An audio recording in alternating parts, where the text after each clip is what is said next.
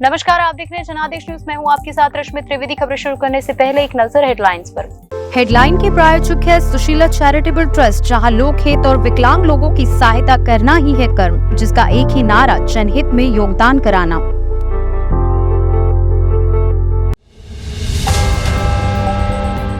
हरियाणा में एक भी विधायक नहीं, फिर भी लोकसभा में आम आदमी पार्टी को चाहिए 5 सीटें। कांग्रेस ने दिया ये जवाब।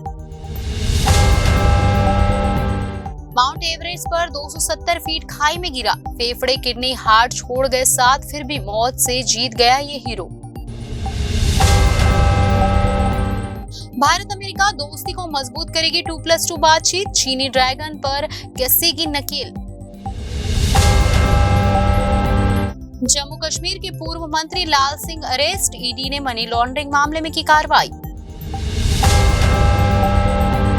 भगवान बद्री विशाल के राष्ट्रपति द्रौपदी मुर्मू ने किए दर्शन, सीएम धामी ने भेंट की भोजपत्र पर लिखी आरती। अब खबरें विस्तार से। दीपक बावरिया के अनुसार सीटों के बंटवारे को लेकर सभी दलों के हाईकमान फैसले लेंगे।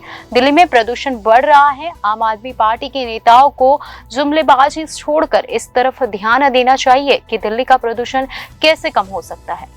हरियाणा में लोकसभा चुनाव से पहले ही INDI गठबंधन यानी इंडिया गठबंधन में दरार पड़नी शुरू हो गई है। आम आदमी पार्टी की ओर से लोकसभा की 10 में से 5 सीटों पर दावा ठोका गया है, जिसे कांग्रेस ने सिरे से खारिज कर दिया है। कांग्रेस प्रभारी दीपक बावरिया ने कहा कि 10 में से 11 सीटों की मांग आप कर सकती है। मांगने में किसी का जोर नहीं है। नेता प्रतिपक्ष भूपेंद्र सिंह हुड्डा पहले ही हरियाणा में आपके साथ किसी तरह के गठबंधन की संभावना को खारिज कर चुके हैं। आम आदमी पार्टी हरियाणा के अध्यक्ष और राज्यसभा सदस्य डॉक्टर सुशील गुप्ता ने कहा था कि हरियाणा में यदि लोकसभा सीटों का बंटवारा हुआ तो 5-5 सीटों का बंटवारा होगा। हरियाणा में आम आदमी पार्टी का संगठन लगातार मजबूत हो रहा है, लेकिन कांग्रेस पिछले 9 साल से अपना संगठन तक तैयार नहीं कर पाई है। हरियाणा में आम आदमी पार्टी पूरी मजबूती के साथ लोकसभा चुनाव लड़ने के लिए तैयार है। बात जब सीटों के बंटवारे की आएगी तो हम 5 से कम सीटों पर नहीं मानेंगे। आम आदमी पार्टी हरियाणा की प्रचार समिति के अध्यक्ष डॉक्टर अशोक तंवर भी कह चुके हैं कि प्रदेश में कांग्रेस का कोई जनाधार नहीं है। उन्होंने पूर्व मुख्यमंत्री भूपेंद्र सिंह हुड्डा ने सभी 10 सीटों पर चुनाव लड़ने तथा आम आदमी पार्टी को एक भी सीट नहीं देने के दावे को आधार बनाते हुए कहा कि जो लोग अपना संगठन नहीं बना सकते वह आम आदमी पार्टी को सीट नहीं देने की बात करते हैं। हरियाणा कांग्रेस के प्रभारी दीपक बावरिया ने डॉक्टर सुशील गुप्ता के दावों को खारिज करते हुए कहा कि मांगने में किसी का कुछ नहीं जाता, मुंह में बात आए तो कुछ भी मांग लो। मांगने में तो 5 की जगह 10 में से 11 भी सीट मांग सकते हैं। आम आदमी पार्टी के बयान में कोई गंभीरता नहीं है। उसके नेता गैर जिम्मेदारी पूर्ण तरीके से बात करते हैं। इस प्रकार की गैर जिम्मेदाराना बयान का जवाब देने का समय नहीं है।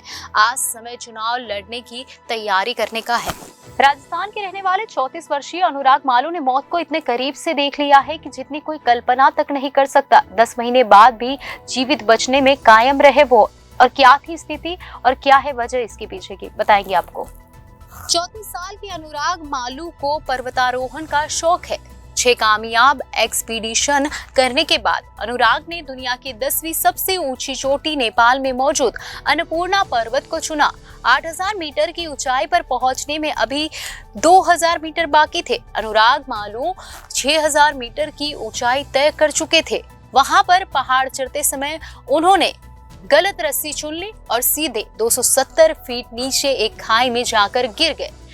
3 दिनों तक अनुराग के साथी उसे तलाशते रहे। इस दौरान 34 साल के अनुराग बर्फ की दरारों में कैद थे। अनुराग मालू के सामने मौत बर्फ के रूप में खड़ी थी। इसके बावजूद अनुराग ने अपना धैर्य नहीं खोया और बच निकलने की उम्मीद बनाए रखी।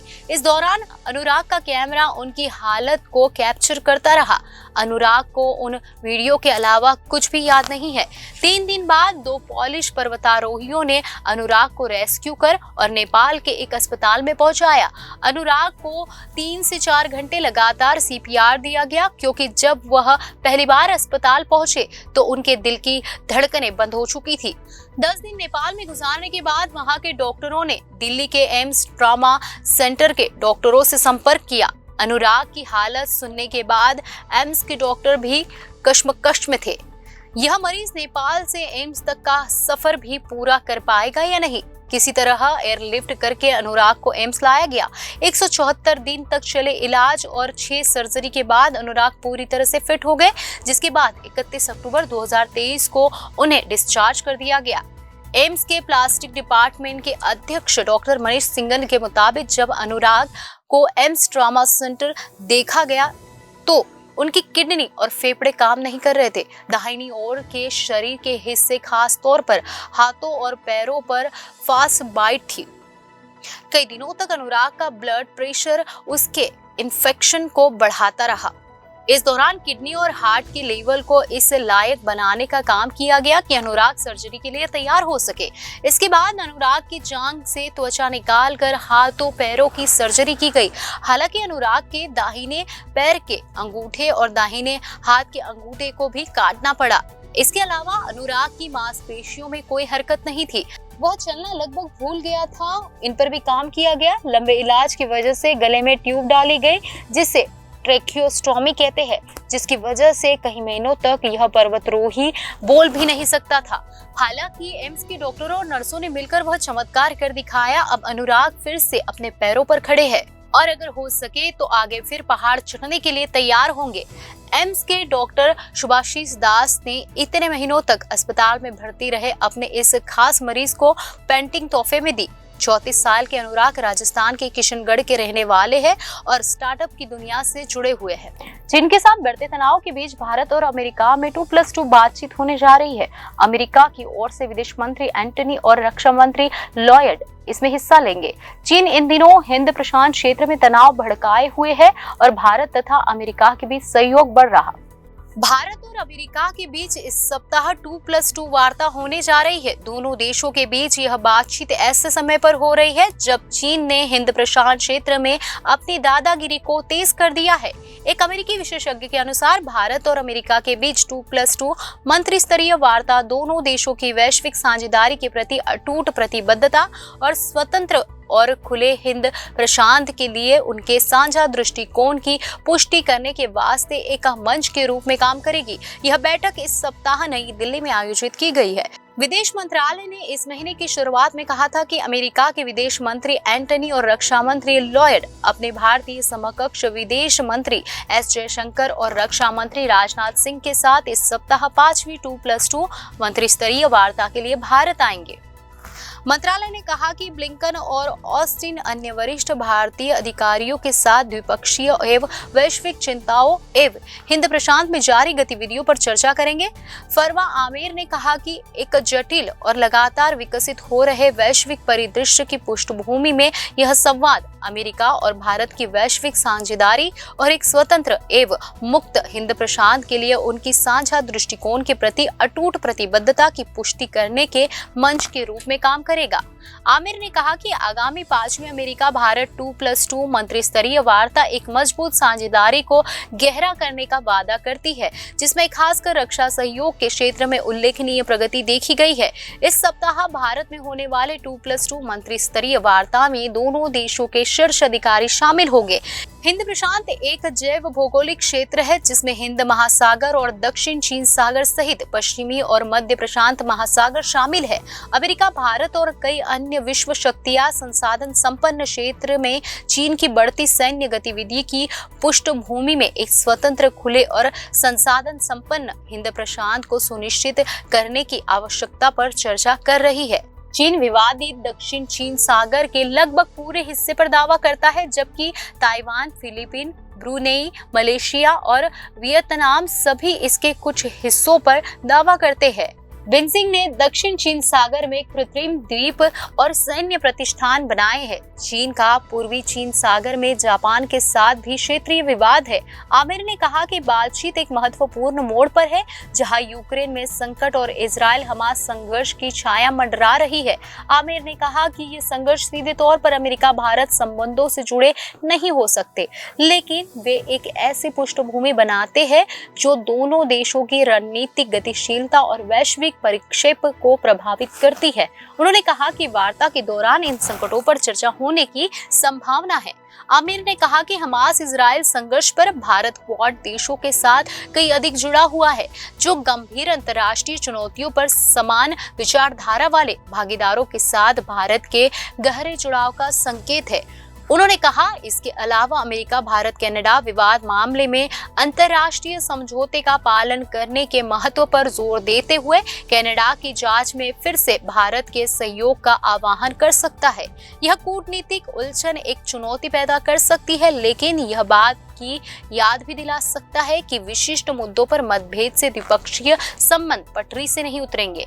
उन्होंने कहा कि इन चुनौतियों से परे संवाद का उद्देश्य विभिन्न क्षेत्रों में सहयोग के दायरे का विस्तार करना है। यह केवल रक्षा के बारे में नहीं, बल्कि इसमें जलवायु, ऊर्जा, स्वास्थ्य, आतंकवाद विरोधी शिक्षा और लोगों के बीच संबंध भी शामिल है। आमिर ने कहा कि वर्तमान में रक्षा क्षेत्र में प्रौद्योगिकी हस्तांतरण और सह उत्पादन पर ध्यान केंद्रित है, जो सैन्य क्षमताओं को बढ़ावा देने में नवाचार में महत्व को रेखांकित करता है। क्रिटिकल एंड इमरजेंसी टेक्नोलॉजी पर पहल यानी ICET के एजेंडे में होने की उम्मीद है, जो भारत अमेरिका रक्षा त्वरित परिस्थितिक तंत्र यानी एंड्स के माध्यम से नवाचार को बढ़ावा देने वाला है। प्रवर्तन निदेशालय ने मंगलवार को जम्मू कश्मीर के पूर्व मंत्री लाल सिंह को गिरफ्तार कर लिया। पुलिस ने उन पर मनी लॉन्ड्रिंग मामले में कार्रवाई की है।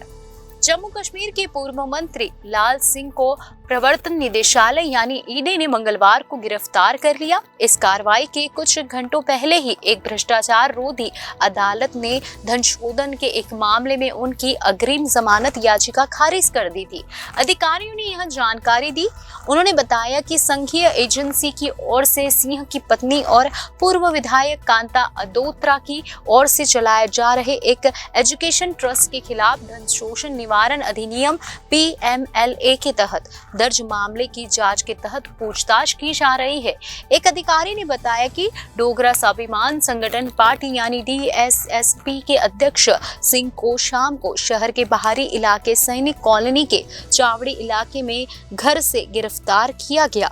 पूर्व मंत्री लाल सिंह से ED ने 10 घंटे तक पूछताछ की। इससे पहले चौधरी लाल सिंह से प्रवर्तन निदेशालय ने सोमवार को 10 घंटे से अधिक समय तक पूछताछ की थी। सिंह के सैकड़ों समर्थक उनकी पत्नी अंदोत्रा के नेतृत्व में एजेंसी कार्यालय के बाहर एकत्रित हुए और प्रदर्शन किया। उन्होंने दावा किया कि सिंह बेदाग है और भारतीय जनता पार्टी के इशारे पर उन्हें परेशान किया जा रहा है। सूत्रों ने बताया कि डोगरा स्वाभिमान संगठन पार्टी के अध्यक्ष सिंह ने 3 दिन में दूसरी बार पूछताछ के लिए सुबह 10 बजे नरवाल स्थित एजेंसी कार्यालय पहुंचे। ED के अधिकारियों ने उनसे शनिवार को भी पूछताछ की थी। 10 घंटे से अधिक समय तक चली पूछताछ के बाद सिंह ED कार्यालय से बाहर आए और उन्होंने अपने समर्थकों को संबोधित करते हुए दावा किया कि वह राजनीतिक प्रतिशोध का शिकार है। उत्तराखंड दौरे के दूसरे दिन राष्ट्रपति द्रौपदी मुर्मू बद्रीनाथ पहुंची और भगवान बद्री विशाल के दर्शन किए। इस दौरान उत्तराखंड CM पुष्कर सिंह धामी ने राष्ट्रपति को स्मृति चिन्ह और आरती भेंट की। राष्ट्रपति द्रौपदी मुर्मू 3 दिवसीय उत्तराखंड दौरे पर है। बुधवार को दौरे के दूसरे दिन राष्ट्रपति बद्रीधाम पहुंची, जहां राष्ट्रपति ने भगवान बद्री विशाल के दर्शन और पूजन किए। बद्रीनाथ आर्मी हेलीपैड में राज्यपाल लेफ्टिनेंट जनरल गुरमीत सिंह, मुख्यमंत्री पुष्कर सिंह धामी और श्री बद्रीनाथ केदारनाथ मंदिर समिति के अध्यक्ष अजेंद्र अजय ने राष्ट्रपति की अगवानी की। राष्ट्रपति ने बुधवार सुबह 11 बजे भगवान श्री बद्री विशाल के दर्शन किए। उनके साथ प्रदेश के राज्यपाल गुरमीत सिंह और मुख्यमंत्री पुष्कर सिंह धामी भी बद्रीनाथ धाम के दर्शन उन्होंने किए। दर्शन के बाद मुख्यमंत्री धामी ने राष्ट्रपति को स्मृति चिन्ह भोजपत्र में लिखी भगवान बद्री विशाल की आरती भी भेंट की। श्री बद्रीनाथ केदारनाथ मंदिर समिति अध्यक्ष अजेंद्र अजय ने राष्ट्रपति को भगवान बद्री विशाल का प्रसाद भेंट किया। इस अवसर पर रावल ईश्वर प्रसाद नंबूदरी, राष्ट्रपति कार्यालय के वरिष्ठ अधिकारी BKTC उपाध्यक्ष किशोर पवार, मंदिर समिति सदस्य वीरेंद्र असवाल सहित अन्य लोग उपस्थित थे। खबरों में आज बस इतना ही। आने वाली सभी खबरों को जानने के लिए आप जुड़े रहिए जनादेश न्यूज के साथ।